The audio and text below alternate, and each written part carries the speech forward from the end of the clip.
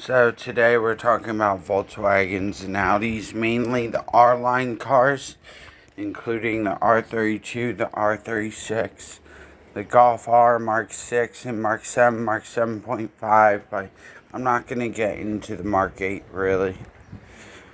Alright, so, what R car do I think is the best?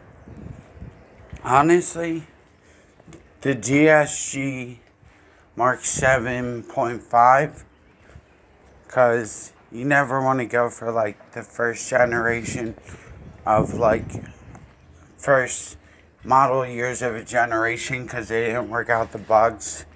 That's just the principle. So the ultimate R car to me is a Mark 7.5. But if you want something more Porsche, more traditional with a 6-speed, I would go for a Mark 6 Golf R, because there's nothing like actually driving the car, going through the gears, picking the revs you want. Plus, I never drove a Mark 7.5 Golf R, so I don't know how fast its reaction ship points are, or whether there's generally good software tuning for the transmission.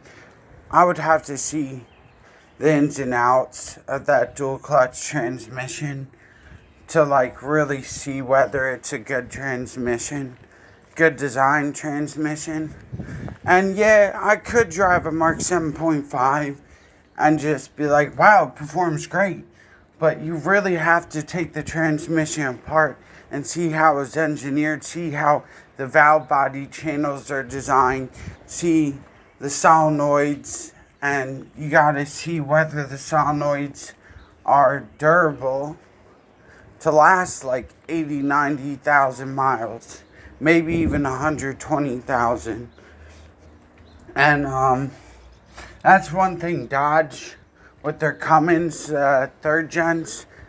I had a customer come into Advance, and he said he was having solenoid problems with his transmission.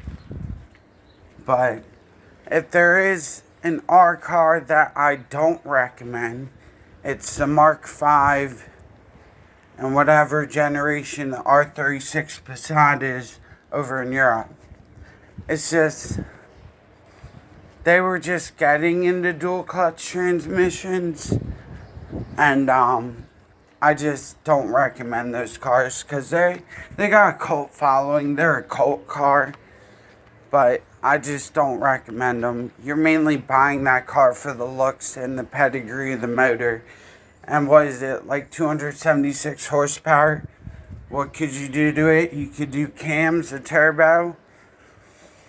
But then you gotta bulletproof the transmission, because I'm pretty sure the stock transmission won't be able to uphold anything over 600 horsepower, or 500 for that matter. The all-wheel drive systems are pretty good.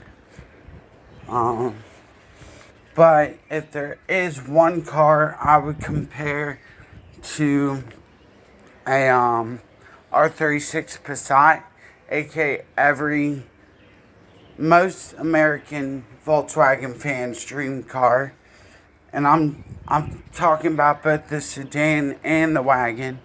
I don't know, the sedan might be more classy and better to drive, shorter wheelbase, maybe.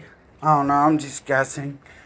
But if there's one car to compare to the wagon version, it's the B5 A4 1.8T Avant. Now that car, for the money and what you're getting, you could build it up just like a K20 fucking Civic and get 500 horsepower from it. Like that one race car, that silver race car with the B5 A4 sedan for the hill climb. I forget who made it. But they're 5-valve motors, I believe. Same motor as in the Audi TT. In the Audi TT, you could actually swap to an Audi. If you wanted to, you could swap motors to an Audi TT S, I think. No, whatever the 225 horsepower one is, because they got better flowing heads. All you gotta do is cam and upgrade the turbo and upgraded valve springs. And no wait, are they lifter? They got lifters, hydraulic lifters in the 1.8T, I believe so. No valve springs, my mistake. Yeah, so they're better. The TT and the A4 of 1.8T is a better chassis than the Mark IV. It comes with a better transmissions besides the manual, plus they're all-wheel drive. Besides the TT, that's front-wheel drive. But hey, it's a short wheelbase car with 225 horsepower. You can't complain there. And what are they, like 7 to 8 grand? All you gotta do is cam, upgrade turbo. If you wanted to, you could port and polish the heads, but there's really no point because they're already good flowing heads. You could do an exhaust, bore like catback. You could slam it to the floor.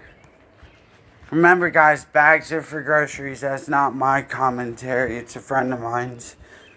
But I still like bags. I think bags can be cool.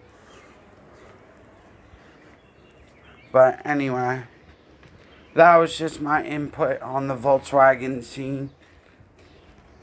See ya. Have a good day.